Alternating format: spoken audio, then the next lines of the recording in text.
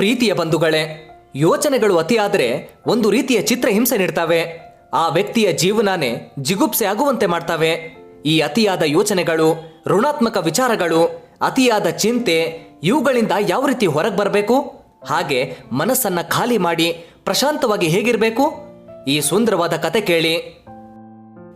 ಒಂದು ಪಟ್ಟಣದಲ್ಲಿ ಒಬ್ಬ ಯುವಕನಿದ್ದ. ಆತನಿಗೋ ಏನೇನೋ ಯೋಚನೆಗಳು, ಹಲವಾರು ಚಿಂತೆಗಳು, ಕೆಟ್ಟ ವಿಚಾರಗಳು ಆತನ ಮನಸ್ಸನ್ನು ಆಕ್ರಮಿಸಿದವು. ಕೆಲವೊಮ್ಮೆ ಹಿಂದೆ ನಡೆದ ಘಟನೆಗಳ ಬಗ್ಗೆ ಯೋಚನೆ. ಅಯ್ಯೋ, ಆ ಕೆಲಸವನ್ನ ನಾನು ಹಾಗೆ ಮಾಡಬೇಕಿತ್ತು, ಈ ಕೆಲಸ ಹೀಗೆ ಮಾಡಬೇಕಿತ್ತು, ಅಲ್ಲಿಗೆ ಹೋಗ್ಬೇಕಿತ್ತು, ಅಲ್ಲಿಗೆ ಹೋಗ್ಬಾರ್ದಿತ್ತು, ಹೀಗೆ.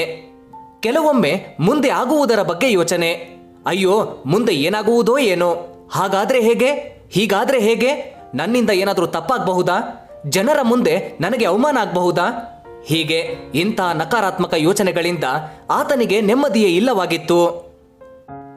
ಆಗ ಯಾರೋ ಒಬ್ಬರು ಆತನಿಗೆ ಒಂದು ಸಲಹೆ ಕೊಟ್ಟರು. ನೋಡು, ನಿನ್ನ ಮನಸ್ಸಿನ ಎಲ್ಲಾ ಸಮಸ್ಯೆಗಳಿಗೆ ಪರಿಹಾರ ಬೇಕೆಂದರೆ ಊರಾಚೆ ಕಾಡಿನಲ್ಲಿರುವ ಆ ಸನ್ಯಾಸಿಯ ಬಳಿಗೆ ಹೋಗು, ಅವರೇ ನಿನಗೆ ದಾರಿ ತೋರುತ್ತಾರೆ ಎಂದರು. ಆ ಯುವಕ ತಕ್ಷಣ ಸನ್ಯಾಸಿಯ ಬಳಿಗೆ ಹೋದ. ತನ್ನ ಎಲ್ಲಾ ಸಮಸ್ಯೆಗಳನ್ನು ಹೇಳಿಕೊಂಡ. ಎಲ್ಲವನ್ನು ಶಾಂತವಾಗಿ ಕೇಳಿಸಿಕೊಂಡ ಸನ್ಯಾಸಿ, ಸರಿ ಮಗು, ನನ್ನಿಂದ ನೀನು ಏನು ಅಪೇಕ್ಷಿಸುತ್ತಿರುವೆ ಎಂದು ಕೇಳಿದ. ಆಗ ಯುವಕ, ಪೂಜ್ಯರೇ, ನಾನು ನನ್ನ ಮನಸ್ಸನ್ನು ಖಾಲಿ ಮಾಡಬೇಕು, ನನ್ನ ಯೋಚನೆಗಳನ್ನು ಸ್ವಚ್ಛವಾಗಿಟ್ಟುಕೊಳ್ಳಬೇಕು ಎಂದ. ಸನ್ಯಾಸಿ ಯುವಕನ ತಲೆ ಸವರುತ್ತಾ, ಮಗು, ಮನಸ್ಸನ್ನು ಖಾಲಿ ಮಾಡುವುದು, ಶುದ್ಧ ವಿಚಾರಗಳು ಮೂಡುವಂತೆ ಮಾಡುವುದು ಒಂದೆರಡು ದಿನಗಳಲ್ಲಿ ಸಾಧ್ಯವಿಲ್ಲ. ಇದೊಂದು ದೀರ್ಘಕಾಲದ ಅಭ್ಯಾಸ. ಅದಕ್ಕಾಗಿ ನೀನು ಸಿದ್ಧನಿದ್ದೀಯಾ ಎಂದು ಕೇಳಿದ. ಹೌದು ಪೂಜ್ಯರೇ, ನಾನು ಸಿದ್ಧನಿದ್ದೀನಿ ಎಂದ ಯುವಕ. ಮಗು, ಮನಸ್ಸು ಖಾಲಿ ಮಾಡಲು, ನಕಾರಾತ್ಮಕ ಯೋಚನೆಗಳಿಂದ ಮುಕ್ತಿ ಹೊಂದಲು ನಾನು ನಿನಗೆ 6 ಮಾರ್ಗಗಳನ್ನು ತಿಳಿಸುತ್ತೇನೆ. ಸೂಕ್ಷ್ಮವಾಗಿ ಕೇಳು. ಮೊದಲನೆಯದು, ಯಾರು ನಿಮ್ಮನ್ನು ಕೀಳಾಗಿ ನೋಡುತ್ತಾರೆ ಅಥವಾ ನಿಮ್ಮ ಬಗ್ಗೆ ನಿಮಗೆ ಕೀಳು, ಕಡಿಮೆ ಎಂಬ ಭಾವನೆ ಬರುವಂತೆ ಮಾಡುತ್ತಾರೆ, ಅವರಿಂದ ದೂರವಿರಬೇಕು. ಬಂಧುಗಳೇ, ನಿಮ್ಮ ದೈನಂದಿನ ಜೀವನದಲ್ಲಿ ನೀವು ಗಮನಿಸಿರಬಹುದು, ಕೆಲವೊಬ್ಬರು ತಮ್ಮ ಅಧಿಕಾರ ಅಥವಾ ತಮ್ಮ ಶ್ರೀಮಂತಿಕೆ ಅಥವಾ ತಮ್ಮ ಬಳಿ ಇರುವ ಯಾವುದೋ ಒಂದನ್ನು ಇಟ್ಕೊಂಡು ನೀವು ಕೀಳು ಎಂಬ ಭಾವನೆ ನಿಮಗೆ ಬರುವಂತೆ ಮಾಡ್ತಾರೆ. ಅವರು ನಿಮ್ಮ ಸ್ನೇಹಿತರ ಗುಂಪಲ್ಲಿರಬಹುದು ಅಥವಾ ನಿಮ್ಮ ಸಂಬಂಧಿಕರ ಗುಂಪಲ್ಲಿರಬಹುದು ಅಥವಾ ಹೊರಗಿನವರಾಗಿರಬಹುದು. ಅಂತ ಕೆಟ್ಟ ದರಿದ್ರ ಜನರಿಂದ ಆದಷ್ಟು ದೂರ ಇರಿ. ಈ ರೀತಿ ಜನರು ನಿಮ್ಮನ್ನ ಕೀಳಾಗಿ ಕಂಡು ನಿಮ್ಮ ಬಗ್ಗೆ ಹಾಸ್ಯ ಮಾಡಿ, ನಿಮ್ಮ ದೃಷ್ಟಿಯಲ್ಲಿ ನಿಮ್ಮನ್ನೇ ಕಡಿಮೆ ಮಾಡಿ ನಿಮ್ಮನ್ನ ಅಪ್ರಯೋಜಕರನ್ನಾಗಿ ಮಾಡ್ತಾರೆ. ಇಂತಹ ವಿಷಕಾರಿ ವ್ಯಕ್ತಿಗಳ ಬಗ್ಗೆ ಸ್ವಲ್ಪ ಎಚ್ಚರ ಇರಲಿ. ಸನ್ಯಾಸಿ ಹೇಳಿದ 2ನೇ ಮಾತು, ಆದಷ್ಟು ಕಡಿಮೆ ಹಾಗೂ ಯೋಗ್ಯ ಸ್ನೇಹಿತರ ಆಯ್ಕೆ ಮಾಡಿಕೊಳ್ಳಿ. ಬಂಧುಗಳೇ, ಜೀವನದಲ್ಲಿ ಯೋಗ್ಯ ಹಾಗೂ ಉತ್ತಮರ ಸಂಘ ಮಾಡಬೇಕು. ನಾವು ಯಾರಿಂದ ಹೊಸ ವಿಚಾರ ಕಲಿತೀವಿ, ಜೀವನದ ಬಗ್ಗೆ, ಸಾಧನೆ ಬಗ್ಗೆ ಮಾತಾಡ್ತೀವಿ, ಅಂಥವರ ಸ್ನೇಹ ಮಾಡಬೇಕು. ತಂದೆ ತಾಯಿ ಮತ್ತು ಗುರುವನ್ನ ಬಿಟ್ರೆ ನಮ್ಮ ಜೀವನದಲ್ಲಿ ತುಂಬಾ ಪ್ರಭಾವ ಬೀರುವವರಂದ್ರೆ ಅವರೇ ಸ್ನೇಹಿತರು. ಈ ಮಾತನ್ನು ನೀವು ಕೇಳಿರ್ತೀರಿ. ನಾವು ಯಾವ 5 ವ್ಯಕ್ತಿಗಳ ಜೊತೆ ಸೇರ್ತೀವಿ, ಓಡಾಡ್ತೀವಿ, ಮಾತಾಡ್ತೀವಿ, ಅವ್ರ ಹಾಗೇನೆ ನಾವಾಗ್ತೀವಿ. ನಮ್ಮ ಸ್ನೇಹಿತರು ಕಳ್ಳರಾಗಿದ್ರೆ ನಾವು ಕಳ್ಳರಾಗ್ತೀವಿ. ನಮ್ಮ ಸ್ನೇಹಿತರು ಶ್ರೀಮಂತರಾಗಿದ್ರೆ ನಾವು ಅವರಂತೆ ಯೋಚನೆ ಮಾಡೋದನ್ನ ಕಲಿತು ಶ್ರೀಮಂತರಾಗ್ತೀವಿ. ಒಬ್ಬ ತತ್ವಜ್ಞಾನಿ ಹೇಳ್ತಾರೆ, ನೀವು ಒಬ್ಬ ವ್ಯಕ್ತಿಯ ಸ್ನೇಹಿತರನ್ನ ತೋರಿಸಿ, ನಾನು ಆ ವ್ಯಕ್ತಿಯ ಭವಿಷ್ಯ ಹೇಳ್ತೀನಿ ಅಂತ. ಬಂಧುಗಳೇ, ಇದರ ಬಗ್ಗೆ ಯೋಚಿಸಿ. ಯಾವ ವ್ಯಕ್ತಿಯಿಂದ ನಿಮಗೆ ಕಷ್ಟ ಆಗ್ತಿದೆ, ಯಾವ ವ್ಯಕ್ತಿಯಿಂದ ನಿಮ್ಮ ಸಮಯದ ನಷ್ಟ ಆಗ್ತಿದೆ, ಅವರಿಂದ ನೇರವಾಗಿ ದೂರ ಆಗಿ. ಇಲ್ಲಿ ಯೋಚಿಸೋಕೆ ಬೇರೇನೂ ಇಲ್ಲ. ನಿಮ್ಮ ಜೀವನದಲ್ಲಿ ಯಾವುದನ್ನು ಅಥವಾ ಯಾವ ವ್ಯಕ್ತಿಗಳಿಂದ ದೂರ ಇರಬೇಕು ಅಂತ ತಿಳಿಯೋಕೆ ಇಗ್ನೋರ್ ಎವ್ರಿಬಡಿ ಅನ್ನೋ ಪುಸ್ತಕ ಓದಿ. ಹಾಗೆ ಇಂಥ ಬಹಳಷ್ಟು ಪುಸ್ತಕಗಳನ್ನು ಓದೋಕೆ ಆಗದೆ ಇದ್ರೆ ಆಡಿಯೋ ಸಮ್ಮರಿ ಕೇಳಿ.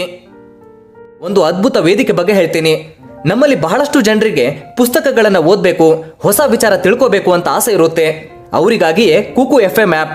ಉದಾಹರಣೆಗೆ, ಇತ್ತೀಚೆಗೆ ಬಹಳ ಜನರ ಮೆಚ್ಚುಗೆ ಪಡೆದಿರೋ rich dad poor dad, ikigai, psychology of money, ಹೀಗೆ ಹಲವು ಪುಸ್ತಕಗಳನ್ನು ಓದೋಕೆ ನಿಮಗೆ ಸಮಯ ಇಲ್ಲ ಅಂದ್ರೆ ನೀವು ನಿಮ್ಮ ಕೆಲಸ ಮಾಡ್ತಾನೆ ಆ ಪುಸ್ತಕಗಳನ್ನು ಕೇಳಬಹುದು. ಕೆಲವರಿಗೆ ಓದೋದಕ್ಕಿಂತ ಕೇಳೋದೇ ಇಷ್ಟವಾಗಿರುತ್ತೆ. ಜೀವನಕ್ಕೆ ಉಪಯೋಗ ಆಗೋ ಬಹಳಷ್ಟು ಪುಸ್ತಕಗಳನ್ನು ನೀವು ಕನ್ನಡದಲ್ಲೇ ಕೇಳಬಹುದು. 1000 ಗಂಟೆಗೂ ಅಧಿಕ ಕಂಟೆಂಟ್ ಇರೋ ಈ ಆ್ಯಪ್ನ ನೀವು ಟ್ರಾವೆಲ್ ಮಾಡ್ತಾ ಅಥವಾ ಬೇರೆ ಕೆಲಸ ಮಾಡ್ತಾ ಬಳಸಬಹುದು. ಈ ಆ್ಯಪ್ಗೆ ಪ್ಲೇಸ್ಟೋರ್ ಮತ್ತು ಆ್ಯಪ್ ಸ್ಟೋರ್ನಲ್ಲಿ 4.5 ರೇಟಿಂಗ್ ಇದೆ. ಇದರ ಸಬ್ಸ್ಕ್ರಿಪ್ಷನ್ ಚಾರ್ಜ್ $399. ಆದರೆ ನಮ್ಮ ಎಕೋ ಕನ್ನಡ ಕುಟುಂಬದವರು ECO50 ಅನ್ನೋ ಕೂಪನ್ ಕೋಡ್ ಬಳಸಿದ್ರೆ ನಿಮಗೆ $199ಗೆ ಸಿಗುತ್ತೆ. ಇದು ಮೊದಲ 250 ಜನರಿಗೆ ಅಪ್ಲೈ ಆಗುತ್ತೆ. ಇದೊಂದು ಒಳ್ಳೆಯ ಪ್ಲಾಟ್ಫಾರ್ಮ್, ಅದಕ್ಕೆ ಹೇಳ್ತಿದ್ದೀನಿ ಡೌನ್ಲೋಡ್ ಮಾಡ್ಕೊಳ್ಳಿ. ಲಿಂಕ್ ಡಿಸ್ಕ್ರಿಪ್ಷನ್ ಅಲ್ಲಿದೆ, ಕಮೆಂಟ್ನಲ್ಲೂ ಪಿನ್ ಮಾಡಿದ್ದೀನಿ. ಈಗ ಸನ್ಯಾಸಿ ಹೇಳಿದ ಮೂರನೇ ಮಾತು, ವರ್ತಮಾನದಲ್ಲಿ ಬದುಕಿ. ನೀವು ನಿಮ್ಮ ಭೂತಕಾಲವನ್ನು ಅಂದರೆ ಹಿಂದೆ ನಡೆದಿರುವುದನ್ನು ಬದಲಿಸೋಕ್ಕಾಗಲ್ಲ, ಆದರೆ ವರ್ತಮಾನವನ್ನು ಬದಲಿಸಬಹುದು. ಹಾಗೆ ವರ್ತಮಾನದಲ್ಲಿದ್ದು ಭವಿಷ್ಯನ ರೂಪಿಸಬಹುದು. ಸನ್ಯಾಸಿ ಹೇಳಿದ ನಾಲ್ಕನೇ ಮಾತು, ಶುದ್ಧ ಮತ್ತು ಪೌಷ್ಟಿಕ ಆಹಾರ ಸೇವಿಸಿ. ಜೀವವು ಶಕ್ತಿಯಿಂದ ನಡೆಯುತ್ತೆ. ಆ ಶಕ್ತಿ ನಮಗೆ ಆಹಾರದಿಂದ ಸಿಗುತ್ತೆ. ಯಾವ ರೀತಿಯ ಆಹಾರ ನಾವು ಸೇವಿಸ್ತೀವಿ ಆ ರೀತಿಯ ಶಕ್ತಿ ನಮ್ಮ ದೇಹಕ್ಕೆ ಹಾಗೂ ನಮ್ಮ ಮನಸ್ಸಿಗೆ ಸಿಗುತ್ತೆ. ನೀವು ಜೀವವಿರದ ಆಹಾರ ಅಂದರೆ ಸತ್ತ ಪ್ರಾಣಿಗಳನ್ನು ಸೇವಿಸಿದ್ರೆ ನಿಮ್ಮ ಮನಸ್ಸಿನ ಮೇಲೆ ಋಣಾತ್ಮಕ ಪರಿಣಾಮ ಬೀರುತ್ತೆ. ಹಾಗೆ ಯಾವಾಗ ದೇಹವು ಆರೋಗ್ಯವಾಗಿರುವುದಿಲ್ಲವೋ ಆಗ ಮನಸ್ಸು ಶಾಂತವಾಗಿರೋದಿಲ್ಲ. ಒಂದು ಶುದ್ಧ ಮತ್ತು ಆರೋಗ್ಯವಾದ ದೇಹದಲ್ಲಿ ಮಾತ್ರ ಆರೋಗ್ಯವಾದ ಮಸ್ತಿಷ್ಕ ಇರಲು ಸಾಧ್ಯ. ಸನ್ಯಾಸಿ ಹೇಳಿದ ಐದನೇ ಮಾತು, ಪ್ರತಿದಿನವೂ ಒಬ್ಬರೇ ಧ್ಯಾನ ಮಾಡಿ. ಧ್ಯಾನ ಮಾಡಲು ಒಳ್ಳೆಯ ಸಮಯ ಅಂದರೆ ಬೆಳಿಗ್ಗೆ ಅಥವಾ ರಾತ್ರಿ ಮಲಗುವ ಮುಂಚೆ. ರಾತ್ರಿ ಮಲಗುವ ಮುಂಚೆ ಧ್ಯಾನ ಮಾಡುವುದರಿಂದ ನಿದ್ರೆಯಲ್ಲಿ ಸುಧಾರಣೆಯಾಗುತ್ತೆ. ಒಳ್ಳೆಯ ನಿದ್ದೆ ಮುಂದೆ ಒಳ್ಳೆಯ ಆಲೋಚನೆಗಳಿಗೆ ಕಾರಣ ಆಗುತ್ತೆ. ಧ್ಯಾನ ಮಾಡುವಾಗ ನಿಮ್ಮ ಮನಸ್ಸನ್ನು ನಿಮ್ಮ ಉಸಿರಾಟದ ಮೇಲೆ ಕೇಂದ್ರೀಕರಿಸಿ ಅಥವಾ ನಿಮ್ಮ ಮನಸ್ಸಿನಲ್ಲಿ ಮೂಡುವ ವಿಚಾರಗಳ ಮೇಲೆ ಕೇಂದ್ರೀಕರಿಸಿ. ನಿಮಗೆ ಧ್ಯಾನ ಮಾಡೋಕೆ ಆಗದೇ ಇದ್ರೆ ನೀವು ನಿಮ್ಮ ಜೊತೆಗೆ ಸ್ವಲ್ಪ ಸಮಯ ಕಳೀರಿ ಸಾಕು. ನಿಮ್ಮ ಮನಸ್ಸಿನಲ್ಲಿ ಯಾವ ಪ್ರಕಾರದ ಯೋಚನೆಗಳು ಮೂಡ್ತವೆ ಗಮನ ಹರಿಸಿ. ನೀವು ನಿಮ್ಮ ಬಗ್ಗೆ ತಿಳಿಯಿರಿ. ಆಗ ಮನಸ್ಸಿನ ಚಂಚಲತೆ ದೂರ ಆಗಿ ಶಾಂತವಾಗಿರ್ತೀರಾ. ನಿಮ್ಮಲ್ಲಿ ಒಂದು ಪವಿತ್ರ ಮೌನ ಆವರಿಸುತ್ತೆ. ಈ ಮೌನ ಸಾಮಾನ್ಯ ಅಲ್ಲ. ಇದರಿಂದ ನೀವು ಆಕರ್ಷಣೀಯವಾಗಿ ಕಾಣ್ತೀರಾ. ಒಂದು ಗುಂಪಿನಲ್ಲಿ ನೀವಿದ್ರೆ ನಿಮ್ಮ ಹೊಳಪು ಬೇರೆಯಾಗಿರುತ್ತೆ. ಎಲ್ಲದಕ್ಕಿಂತ ಹೆಚ್ಚಾಗಿ ಈ ಧ್ಯಾನ ಅಥವಾ ನೀವು ನಿಮ್ಮ ಬಗ್ಗೆ ತಿಳಿಯುವುದರಿಂದ ನಿಮ್ಮ ಮನಸ್ಸಿನಲ್ಲಿ ಮೂಡುವ ಯೋಚನೆಗಳ ತೀವ್ರತೆ ಕಡಿಮೆಯಾಗುತ್ತೆ. ಸನ್ಯಾಸಿ ಹೇಳಿದ ಆರನೇ ಮಾತು, ಹೊಸ ಹೊಸ ಜಾಗಗಳಿಗೆ ಹೋಗಿ. ನಮ್ಮ ಹಿರಿಯರು ಹೇಳ್ತಾರೆ, ದೇಶ ಸುತ್ತು ಕೋಶ ಓದು ಅಂತ. ಬಂಧುಗಳೇ, ಒಂದು ದೀರ್ಘ ಪ್ರಯಾಣ 100 ಪುಸ್ತಕಗಳ ಜ್ಞಾನ ಕೊಡುತ್ತೆ. ನೀವು ಗಮನಿಸಿರಬಹುದು, ಸನ್ಯಾಸಿಗಳು ಯಾವತ್ತೂ ಒಂದೇ ಜಾಗದಲ್ಲಿರಲ್ಲ. ಅವರು ಯಾವಾಗಲೂ ಯಾತ್ರಾ ಸ್ಥಳದಿಂದ ಮತ್ತೊಂದು ಯಾತ್ರಾ ಸ್ಥಳಕ್ಕೆ ಪ್ರವಾಸ ಮಾಡ್ತಾರೆ. ಬಂಧುಗಳೇ, ಹೊಸ ಜಾಗಕ್ಕೆ ಹೋದಾಗ ಮನಸ್ಸಿಗೆ ಹೊಸತನದ ಅನುಭವ ಆಗುತ್ತೆ. ಇದರಿಂದ ಮನಸ್ಸು ಯಾವಾಗಲೂ ಉತ್ಸಾಹಿಯಾಗಿರುತ್ತೆ. ನಾನು ನನ್ನ ಹಲವು ವಿಡಿಯೋಗಳಲ್ಲಿ ಹೇಳಿದ್ದೇನೆ, ಮತ್ತೆ ಹೇಳ್ತೀನಿ, ಸಾಧ್ಯ ಆದಷ್ಟು ಯಾರನ್ನು ಯಾವುದನ್ನು ಹೆಚ್ಚಾಗಿ ಹಚ್ಕೋಬೇಡಿ. ನಿಮ್ಮ ಮೊಬೈಲ್, ಈ ಸೋಷಿಯಲ್ ಮೀಡಿಯಾಗಳನ್ನು ಹೆಚ್ಚಾಗಿ ಬಳಸಬೇಡಿ. ಯಾರ ಬಗ್ಗೆನೂ ಕೆಟ್ಟದಾಗಿ ಯೋಚಿಸಬೇಡಿ. ಯಾರಿಗೂ ಕೆಟ್ಟದಾಗ್ಲೆಂದು ಹರಸಬೇಡಿ. ನಿಮ್ಮ ಕೆಲಸ ಎನ್ನುವುದನ್ನು ನೋಡ್ಕೊಳ್ಳಿ, ಅದನ್ನೇ ವಿಶೇಷವಾಗಿ ಮಾಡಿ. ಹೆಚ್ಚು ಶ್ರಮ ಹಾಕಿ, ಹೆಚ್ಚು ಕಲೀರಿ. ಈ ಮಣ್ಣಿಗೆ, ಈ ನಿಸರ್ಗಕ್ಕೆ ಹತ್ತಿರ ಆಗಿ ನಿಮ್ಮನ್ನು ನೀವು ಗೌರವ ಕೊಡಿ. ನಿಮ್ಮನ್ನು ನೀವು ಪ್ರೀತಿಸಿ, ನಿಮ್ಮನ್ನು ನೀವು ತಿಳ್ಕೊಳ್ಳಿ. ಈ ಸುಂದರವಾದ ಬದುಕನ್ನು ಮತ್ತಷ್ಟು ಸುಂದರವಾಗಿಟ್ಕೊಂಡು ನಗನಗತ ಜೀವನ ಮಾಡಿ.